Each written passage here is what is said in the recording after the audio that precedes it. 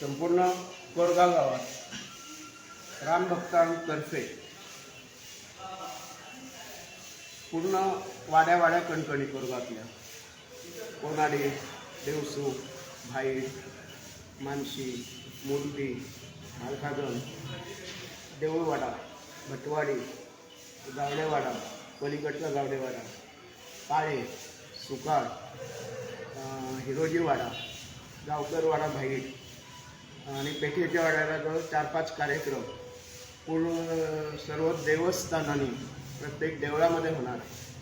सकाळी 11 वाजता त्या रामप्रतिमेचं पूजन, त्यानंतर 12-12:15 12:29 मिनिटापासून 12:31 सगळीकडे रामनामाचा जप, घंटानाद, शंखनाद, रामाची आरती आणि महाप्रसादाचं वितरण होणार आहे.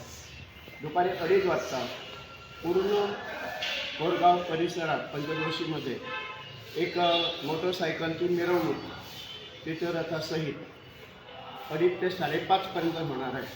ही मिरवणूक भालखादन,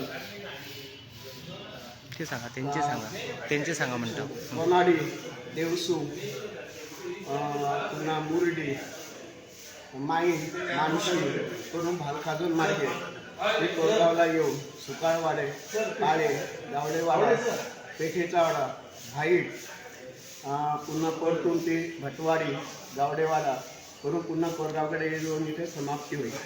तदनंतर प्रमोद गरगुले प्रवचनकार यांचं एक व्याख्यान राम या विषयावर होणार आहे. त्यानंतर या ठिकाणी मोठा दीपोत्सव आजचा कार्यक्रम, रामनामाचा जप, रामरक्षा स्तोत्र, रामस्तुती असं ब्रह्मवृंदातर्फे कार्यक्रम होणार आहे. आणि ह्या सगळ्या कार्यक्रमासाठी आम्हाला राजन कोरगावकर यांनी इथं फुलं, हार वगैरे, फोटो वगैरे, प्रतिमा वगैरे देऊन आम्हाला त्यांनी उपकृत केलेलं आहे. ते सुद्धा आमचं एक रामभक्तच आहे आणि त्यांनी याला खूप सहकार्य केलं. त्यात मी त्यांच्या समितीतर्फे आभारही व्यक्त करतो, ऋणही व्यक्त करतो. धन्यवाद. उद्याचा दिवस म्हणजे संपूर्ण भारतात नाही, संपूर्ण विश्वात हे तरी एक एकदम बरो दीस, आनंदमय दीस. आमचं राम जन्मभूमी जे अयोध्येक जे आमचे देवूळ जावपाचे आसा त्याची प्रतिष्ठापना जातली.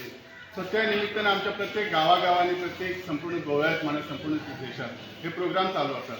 आमच्या गावात कॉमेश्वर देवस्थानाने हे प्रोग्राम चालू असतात. आम्ही पण एक रामभक्त आहे आणि गावातले मी गावातले असल्यामुळे म्हाका पण वाटलं की ते करूचा म्हणून मी त्यांच्याकडे गेले आणि म्हाका तो त्यांच्या आदराने ॲक्च्युअली कमिटीनं सगळ्या लोकांनी माझा आदर केला, त्याच्याबद्दल धन्यवाद. आणि हो कार्यक्रम उद्याचो खूप बरो जावचो आणि जातलो ही नक्कीच आशा.